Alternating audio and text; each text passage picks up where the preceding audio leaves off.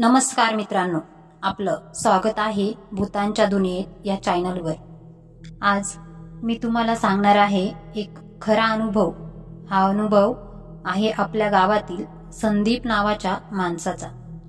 संध्याकाळच्या वेळी तो तुळजापुराच्या गडावर दर्शनाला गेला होता, पण त्यावेळी त्याला आलेला देवीचा संकेत आजही अंगावर काटा आणतो। आजच्या भयकथेचे नाव आहे तुळजाभवानी मातेच्या निळ्या रंगातील संकेत। संदीपला लहानपणापासून आईवर खूप श्रद्धा होती। तो प्रत्येक नवरात्र गडावर जात असे। त्या वर्षी नवरात्रीच्या 3ऱ्या माळेला त्यांनी आईचं दर्शन घ्यायचं ठरवलं। गडावर गर्दी होती, पण त्याच्या मनात एक शांतपणा होता। तो गाभाऱ्यात पोहोचला आणि देवीच्या मूर्तीसमोर उभा राहिला। आईचं रूप पाहून तो थक्क झाला। सामान्यतः लाल रंगातील साडीमध्ये आईचं दर्शन होतं, पण त्या दिवशी देवीचं दर्शन निळ्या रंगाच्या साडीमध्ये झालं। ती साडी चमकत होती, जणू काही आकाशाच्या गाभाऱ्यातून उरलेला निळसर तेज आईभोवती पसरलेला होता। संदीपच्या डोळ्यातून अश्रू वाहू लागले। त्याला वाटलं, आई, हा काय संकेत आहे। तेव्हाच बाजूलाच बसलेल्या एका वृद्ध मायेने त्याला हळू आवाजात सांगितलं, बाळा, देवी 3ऱ्या माळेला ज्या रंगात दिसते ना, तो रंग तुझ्या आयुष्यात घडणाऱ्या मोठ्या बदलांचा इशारा असतो। तू खूप मोठ्या संकटातून जाणार आहेस, पण आई तुला वाचवेल। हे ऐकून संदीपच्या अंगावर शहारे आले। गाभाऱ्यातील घंटानाद वाढला आणि त्याला भासत होतं की देवीच्या डोळ्यातून निळसर प्रकाश थेट त्याच्याकडे पाहत आहे। संदीप त्या दर्शनानंतर गडाबाहेर पडला, पण त्याचं मन अजूनही देवीच्या निळ्या साडीमध्ये अडकून बसलं होतं। त्याने वृद्ध मायेचे शब्द वारंवार आठवले, मोठं संकट येईल, पण आई वाचवेल। त्या रात्री तो गडाखालील धर्मशाळेत थांबला। झोप यायचं नावच नव्हतं। घंटांचा आवाज, आरतीचे सूर आणि मनातलं तेच प्रश्न, आईने मला काय दाखवलं असेल। पहाटे 4 वाजता तो उठून गावाकडे परतायला निघाला। रस्त्यावर शेकोट्यांच्या उजेडात काही भाविक चालत होते, पण जसजसा तो डोंगर उतरत होता तसतसा रस्ता ओसाड होत गेला। गावाच्या जवळ येताच अचानक पाऊस सुरू झाला। पाऊस असा की जणू आकाशच फुटलं होतं। वादळ, विजांचा कडकडाट, झाडं हलायला लागली आणि त्यावेळी अचानक त्याचा पाय घसरला। तो खोल दरीकडे कोसळणार इतक्यात त्याला असं जाणवलं की कुणीतरी त्याचा हात घट्ट पकडलाय। त्यांनी वर बघितलं तर कोणीच नव्हतं, पण त्याच्या कानावर एक हलका नाजूक आवाज आला, घाबरू नकोस बाळा, मी आहे तुझ्यासोबत। त्या क्षणी त्याला आठवलं देवीची निळी साडी आणि मायेचे शब्द। अंगावर शहारे येऊन तो थरथरला, पण त्याच्या पायाखाली अचानक दगडाचा मजबूत आधार मिळाला आणि तो कसाबसा रस्त्यावर परत उभा राहिला। त्याचं हृदय जोरजोरात धडधडत होतं। त्याला खात्री पटली, संकट आलं होतं, पण आईनेच वाचवलं होतं। संदीप कसाबसा गावात पोहोचला। शरीराने तो आला, थकलेला होता, पण मन मात्र हलकं झालं होतं। आईने वाचवलं, पण खरी कसोटी अजून बाकी होती। गावात पोहोचल्यावर त्याला कळलं की शेजारच्या कारखान्यात मोठा अपघात झाला आहे। ज्यावेळी तो परत आला त्याच वेळी त्याला कारखान्यात ड्युटीवर जायचं होतं। संध्याकाळी आईच्या दर्शनासाठी तो निघाल्यामुळे तो ड्युटीला पोहोचला नव्हता आणि म्हणूनच तो त्या अपघातात सापडला नाही। त्यांनी हादरलेल्या मनाने बातमी ऐकली. त्याचे 2 मित्र जखमी झाले होते. काही जण गंभीर अवस्थेत होते. हे ऐकून त्याच्या अंगावर शहारे आले. आता त्याला वृद्ध मायेचे स्पष्ट शब्द आठवले. मोठं संकट येईल, पण आई तुला वाचवेल.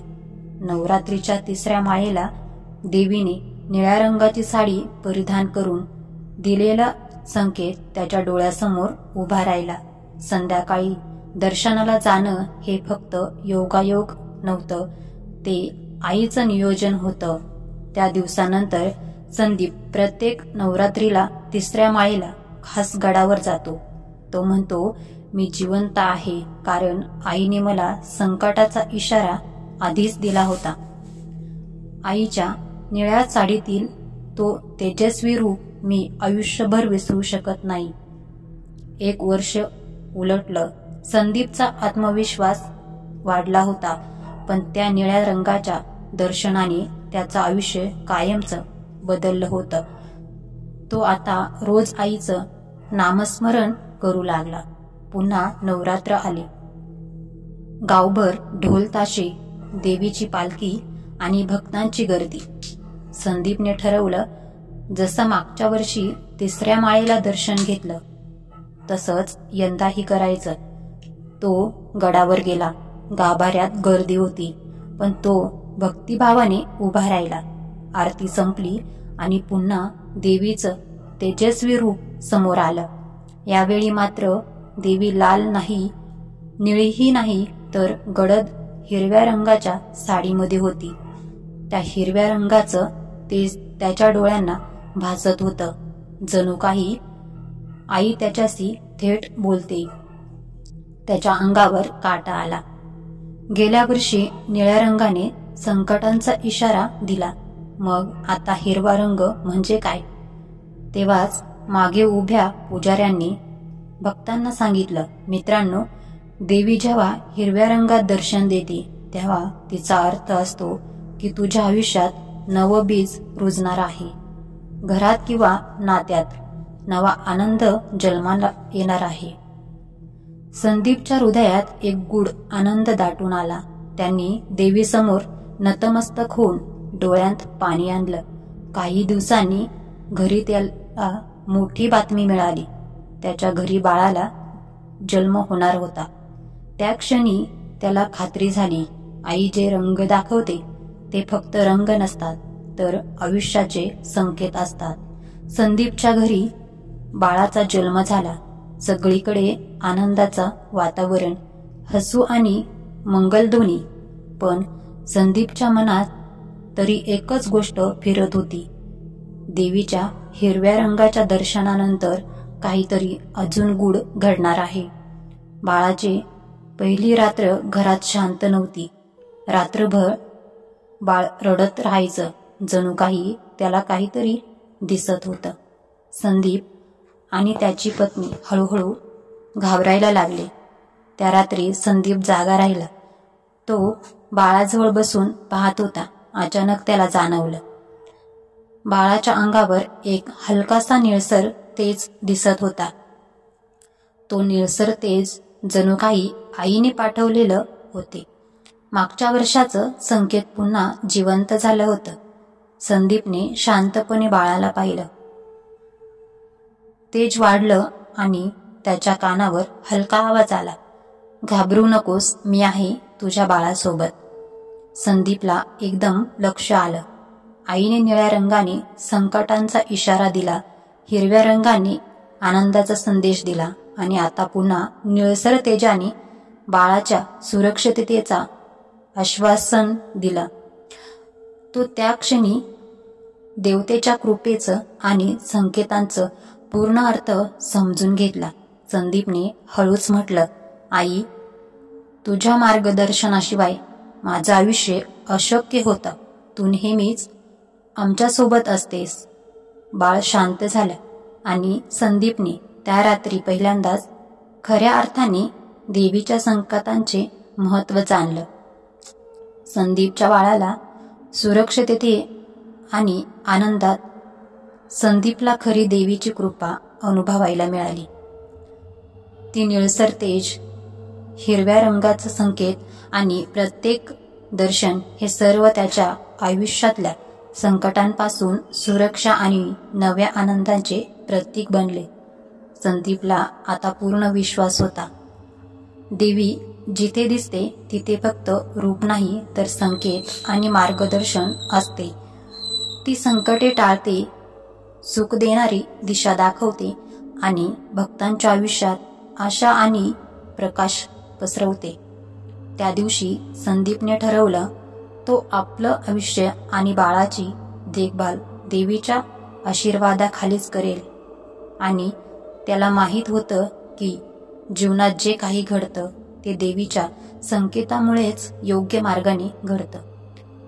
असे करून संदीपचा अनुभव पूर्ण झाला. संकटे वाचली, आनंद प्राप्त झाला आणि देवतेची उपस्थिती कायमची जाणवली. मित्रांनो, ही होती संदीपच्या खऱ्या अनुभवांवर आधारित कथा, तुळजाभवानीचा निळ्या रंगातील संकेत. जर तुम्हाला ही कथा आवडली असेल तर कृपया लाईक करा, शेअर करा आणि आमच्या चॅनलला सबस्क्राईब करायला विसरू नका. तुमच्या कमेंट्समध्ये सांगा, तुम्हाला कधी देवीने असा संकेत दिला आहे का?